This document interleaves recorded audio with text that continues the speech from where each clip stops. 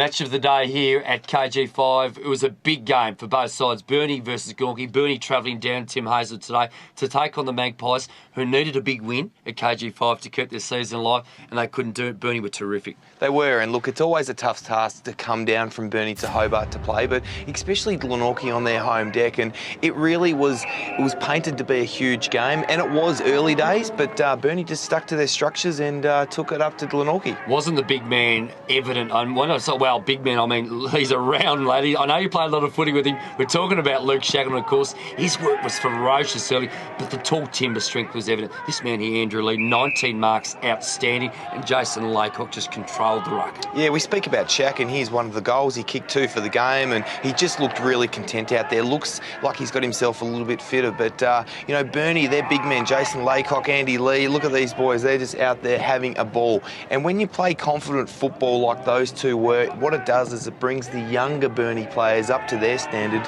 which at the end of the day is going to win them games 9 out of 10 times. There's no doubt about it. A few question marks have been asked about this football club. Can they compete with the big dogs? I guess we're talking about Launceston and Clarence. On evidence, what we saw today, they're going to be a threat. They are, and Brent Plant and his boys, his coaching staff, are really content with how they're structuring their side, and that's what I like about what the Burnie boys are delivering at the moment, and they're going to have a huge final series. Just watch out, Dave. I reckon these boys are coming to play, and they're going to shake up a few of those bigger names. I think you might be right. Yeah, Josh Cox had some influence as the game went on, and Glenorchy did make they made a bit of a hurry, didn't they, to keep their final size alive. They did enough, anyway, to stay alive in September. Of course, the result going down, Lauderdale and Hobart has gone with them. But the stats are evident. Today it was all about the Dockers. They were terrific. The kicks, 215, 170, used it by foot a lot, didn't they? The hands there. Again, they just overused the footy, I reckon, Glenorchy, Tim. One of the stats that points out to me is the centre breaks, 13 to 6. That's always huge within a tight game, and it was going to be a tight game. But the handball kick ratio, a lot more kicks than handballs.